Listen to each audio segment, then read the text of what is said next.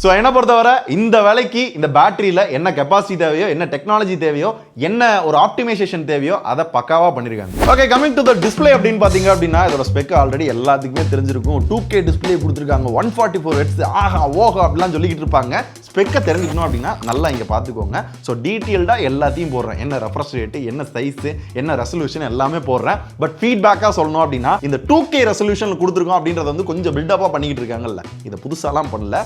iQOO 11லேயே வந்து 2K இருந்தது, மறுபடியும் 12ல பார்த்தீங்கன்னா 1.5K கொடுத்தான், இப்போ மறுபடியும் 2K. அப்படி தான் பார்க்கணுமே தவிர இது ஒரு பெரிய அப்கிரேடா அப்படின்னு கேட்டிங்கன்னா என்ன பொறுத்தவரை மறுபடியும் கொடுத்துருக்கேன் அப்படின்னு நான் சொல்லுவேன். அண்ட் டிஸ்பிளே பொறுத்தவரையும் ஸ்பெக்கா யூஸ் பண்றப்ப, கேம் விளாடுறப்ப, படம் பார்க்குறப்ப எல்லா இடங்களையும் குறையே வைக்காத மாதிரி தான் தெரியுது. பட் ஒன்னே தவிர ப்ரொடெக்ஷன்.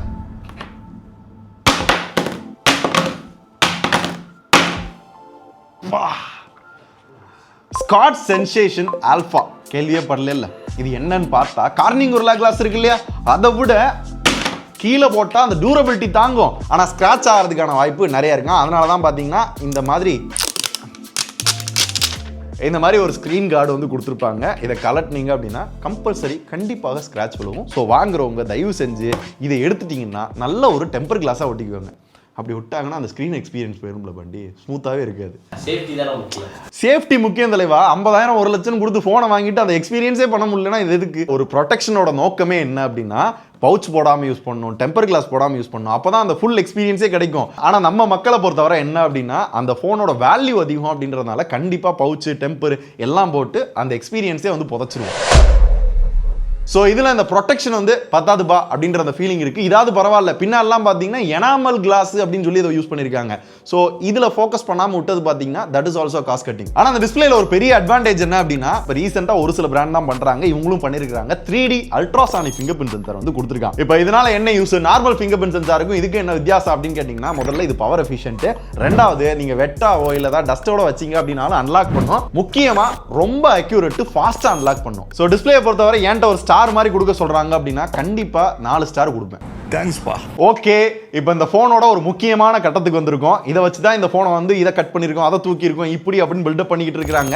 இதோட பர்ஃபார்மன்ஸ் Snapdragon 8 Elite. அதனே 8 Elite அப்படின்னு கேட்டிங்கன்னா 8 Gen 4 தான் வரணும் நிறைய பேர் பிரிண்ட் பண்ண ஆரம்பிச்சிட்டாங்க. பட் டக்குன்னு பார்த்தீங்கன்னா Qualcomm பேரை மாற்றி இதை சொல்றப்பே ஒரு மாதிரி நல்லா தெரியணுன்றதுக்காக 8 Gen 4 8 Elite மாத்திட்டாங்க. சரி, இந்த 8 Elite வந்து 8 Gen 3 கம்பேர் பண்றப்ப எந்த அளவுக்கு ஒரு அப்கிரேட் அப்படின்னு கேட்டிங்க அப்படின்னா இதோட ஆர்கிடெக்சரே மாத்திட்டாங்க. அவங்களோட கஸ்டம் ஒரேன் CPU வந்து யூஸ் பண்ணிருக்காங்க. ஸோ இதனாலே கிளாக் ஸ்பீடும் இன்க்ரீஸ் பண்ணிருக்கோம். பர்ஃபார்மன்ஸ்ல 45% இம்ப்ரூவ்மெண்ட் இருக்கும் அண்ட் பவர் எஃபிஷியன்சில 44% வந்து இன்க்ரீஸ் ஆயிருக்கும் அப்படின்றாங்க. கூடவே பெஞ்ச்மார்க்கும் ஆன்டிடியூட்ல 2.7 மில்லியனுக்கு மேல போகுது. ஓவராலா பாத்தீங்க அப்படின்னா அப்கிரேட் மாதிரி தான் இருக்கு. இருந்தாலும் முதல் கேள்வி ஒரு யூசரா என்ன தோணும் அப்படின்னா ஹீட் ஆகுதா? எஸ் ஆகுது. என்னப்பா சொல்ற?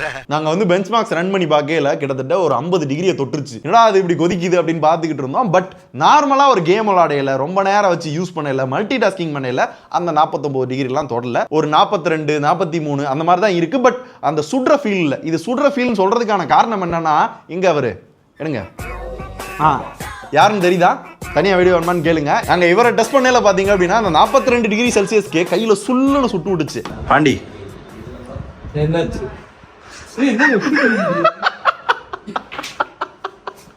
புடி புடிச்சு பாரு, நார்மலா பிடிக்க முடியுதா உன்னால? அந்த மாதிரிலாம் இல்லாம ஓரளவு ஓகே.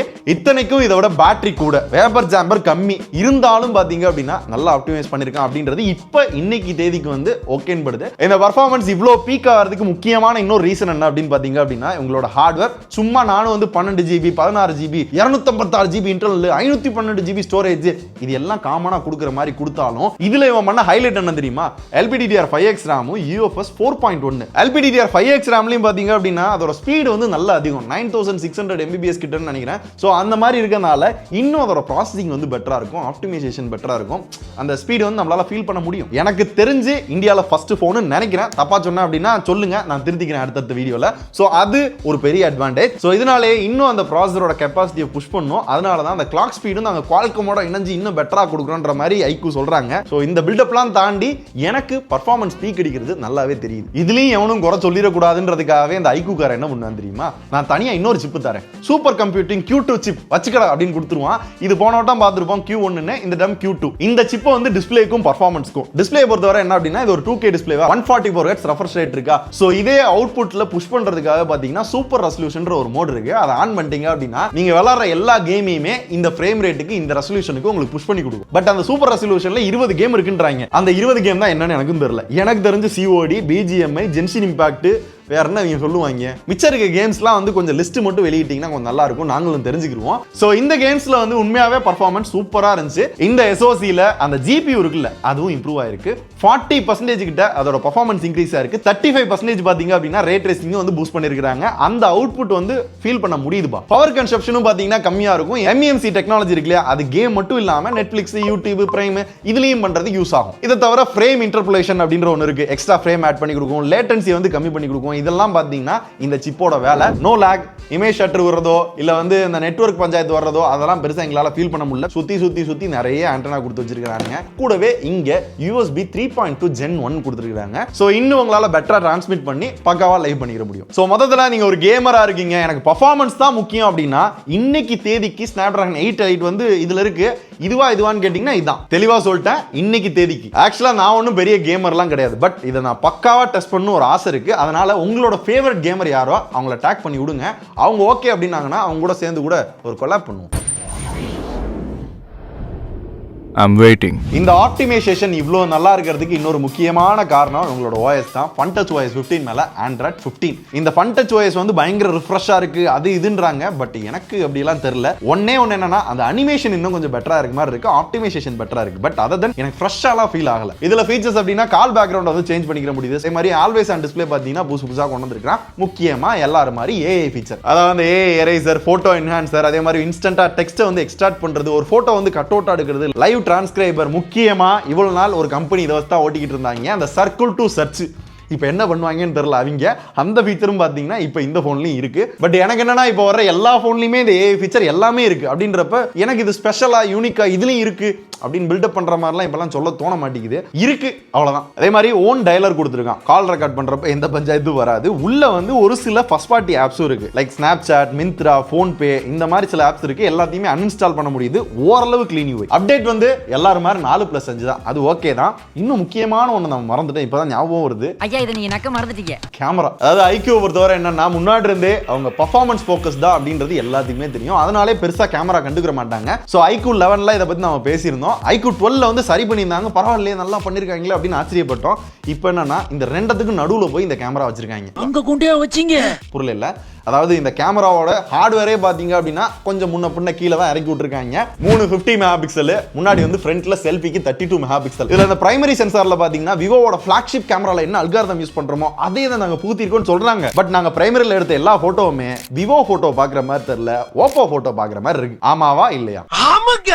வைட் ஆங்கிள் இந்த வலைக்கு நம்மளுக்கு ஒரு எதிர்பார்ப்பு இருக்கும்ல, அந்த எதிர்பார்ப்பை பூர்த்தி செய்யல. இது நார்மல் போட்டோலயும் அப்படிதான் இருந்தது, போர்ட்ரேட்லயும் அப்படிதான் இருந்தது, லோ லைட்லயும் பாத்தீங்கன்னா அப்படிதான் இருந்தது. சோ எனக்கு இந்த வலைக்கு ஏத்த ஒரு பிரைமரி கேமரா மாதிரி ஃபீல் ஆகல. அது வைட் ஆங்கிள்லயும் எங்களுக்கு அதே ஃபீலிங் இருந்தது. மூணாவது போன டைம் பெரிஸ்கோபிக் கொடுத்திருந்தாங்கல்ல, இந்த டைம் அதை தூக்கிட்டு டெலஃபோட்டோ கொடுத்துட்டாங்க 2x. வேணும்னா நீங்க டிஜிட்டல் ஜூம் பண்ணிக்கலாம், லாஸ்லெஸ்ஸா இருக்கும்.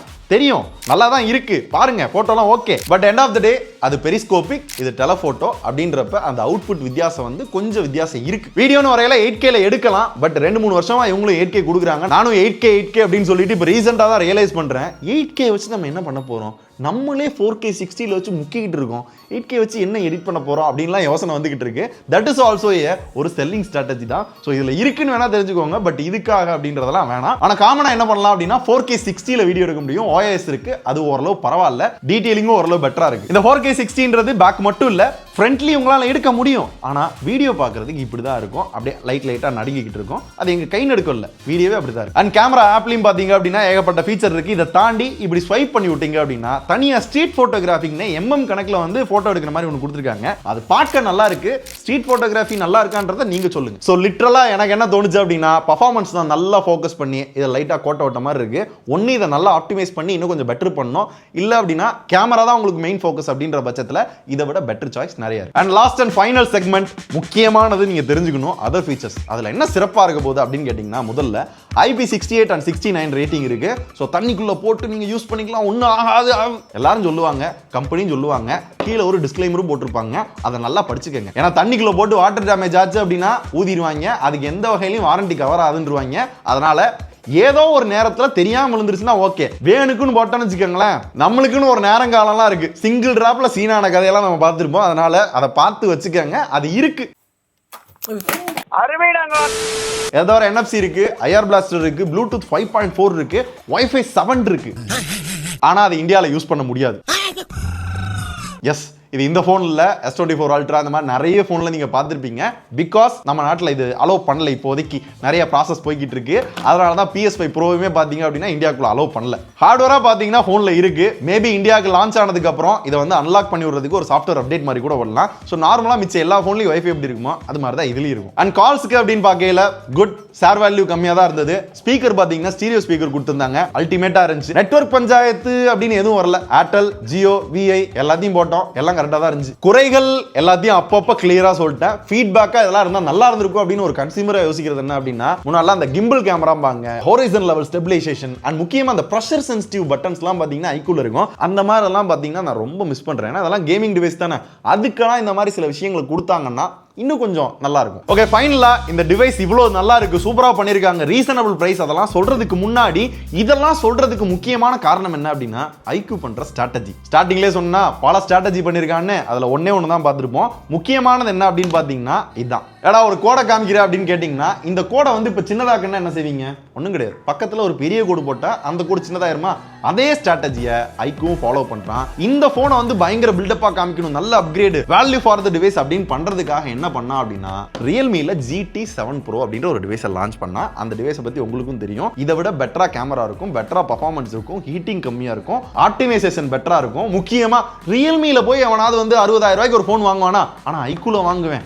ஏன் தெரியுமா? விவோவோட சப் பிராண்ட், சர்வீஸ் சென்டர் பெட்டரா இருக்கு, BMW ஓட பார்ட்னர்ஷிப் பண்ணிருக்காங்க, அந்த விலைக்கேத்த ஸ்பெக் வந்து நல்ல காம்படிட்டிவா கொடுக்குறாங்க அப்படின்றத நம்ம மண்டையில வந்து உட்கார வச்சிருவாங்க. இதுல புரிஞ்சுக்க வேண்டியது என்னன்னா, ரெண்டு கம்பெனியும் ஒரே கம்பெனி. சோ ஒரு கம்ப்ளீட் ஸ்ட்ராட்டஜி வச்சு தான் iQOO வந்து சேல் பண்ற மாதிரி தெரியுது. ஏன்னா கிட்டத்தட்ட இதே ஸ்பெக் வச்சு விவோ என்ன பண்ணுவான் அப்படின்னா அடுத்து இன்னொரு ஃபோன் லான்ச் பண்ணுவான். பட் அதோட விலை வந்து அதிகமா இருக்கும். இல்ல இதுல இருக்க குறைகளை அப்படியே லைட்டா சேஞ்ச் பண்ணி OnePlus 13 ஒன்று லான்ச் பண்ணுவான். அது இன்னும் கொஞ்சம் பெட்டரா இருக்கும். சோ பிரீமியம் வேணா OnePlus, ஓரளவு ரீசனபிள் பிரைஸ் அப்படின்னா iQOO, ஆஃப்லைன் வேணா ரியல்மி. என்னை தாண்டா ஈஸியா அடிச்சு புடுறீங்க. சோ இந்த ஸ்ட்ராட்டஜியை நீங்க புரிஞ்சுக்கிட்டாலே ஒரு ஃபோன் வாங்கையில எதை வாங்கணும், எதை சூஸ் பண்ணணும் அப்படின்றது தெரிஞ்சிரும். எண்ட் ஆஃப் தி டே என்னன்னா, ஒரு ஃபோன் அப்படின்றது அவங்கவுங்க தேவையை பொறுத்து தான். உங்களுக்கு பர்ஃபார்மன்ஸ் தான் முக்கியம், அதுக்கு டிஸ்ப்ளே பார்க்க நல்லா இருக்கணும், ஆப்டிமைசேஷன் பெட்டரா இருக்கணும் அப்படின்னு நினைக்கிறீங்க அப்படின்னா, இந்த விலைக்கு ஹார்ட்வேர் லெவல்ல டாப் நாச்சா ஓரளவு இன்னைக்கு தேதிக்கு பாத்தீங்க அப்படின்னா இந்த ஃபோன் ஓரளவு நல்லா இருக்கு, ரீசனபிள் பிரைஸ் இருக்கு. ஆனா எனக்கு கேமரா முக்கியம், வயர்லெஸ் சார்ஜிங் மாதிரியான ஃபீச்சர் முக்கியம், ஈகோ சிஸ்டம்லாம் வேணும் அப்படின்னு நினைக்கிறீங்கன்னா இதுல இப்போதைக்கு பெருசா இல்லைங்கோ. அடுத்தடுத்து அண்ணன் OnePlus வரலாம், இல்ல பெட்டரா நிறைய ஆப்ஷன் இருக்கும், அதை பார்த்துக்கோங்க. ஸோ இப்படி தான் இந்த iQOO 13.